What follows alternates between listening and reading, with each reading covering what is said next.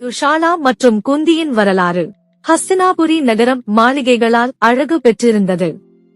அந்த அரண்மனை வாசலில் குந்தி தனது புதிதாக பிறந்த மகள் துஷாலாவை அருகில் பிடித்து மகிழ்ச்சியுடன் பார்த்தார். துஷாலா பிறந்தது அவளுக்கு ஒரு பெரிய சந்தோஷமாக இருந்தது. சிறிய துஷாலா அரண்மனை தோட்டத்தில் மகிழ்ச்சியாக விளையாடிக் கொண்டிருந்தாள்.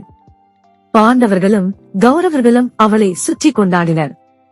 அவள் இளமையிலேயே அனைவரின் செல்லமாக வளர்ந்தாள். ஒரு நாள் குந்தி துஷாலாவை அருகில் அழைத்து வாழ்க்கையின் தர்மங்கள் குறித்து சொல்லத் தொடங்கினார். பெண்கள் ஒரு குடும்பத்தின் பின்புலமாக இருக்கிறார்கள். அவர்கள் அறிவும் அமைதியும் கொண்டிருக்க வேண்டும் என்று குந்தி மகளிடம் பாடம் கற்றுக் கொடுத்தார். தாயின் வார்த்தைகளை துஷாலா ஆவலுடன் கேட்டாள்.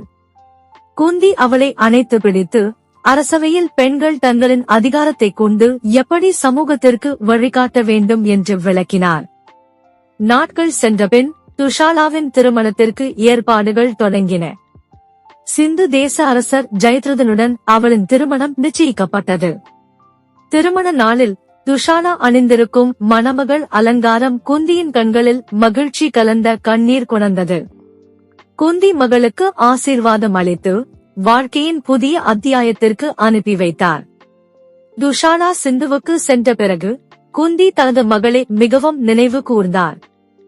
அரண்மனை நிறைந்திருந்தாலும் மகளின் இல்லாமை அவருக்கு ஏக்கமாக இருந்தது. மகளின் குழந்தை பருவத்தை நினைவுபடுத்திக் கொண்ட குந்தி ஒரு நெகிழ்ச்சியான மகிழ்ச்சியில் மூழ்கினார். இந்த வரலாறு தாய் மகளின் பாசத்தையும் அரச குடும்பத்தில் உள்ள பெண்களின் சக்தியையும் பிரதிபலிக்கிறது. முருகப்பெருமானை நம்பினால் சேனலை லைக் செய்யவும், உங்கள் எண்ணங்களை கமெண்ட் செய்யவும், வீடியோவை பகிரவும் மற்றும் சேனலுக்கு குழு சேரவும்.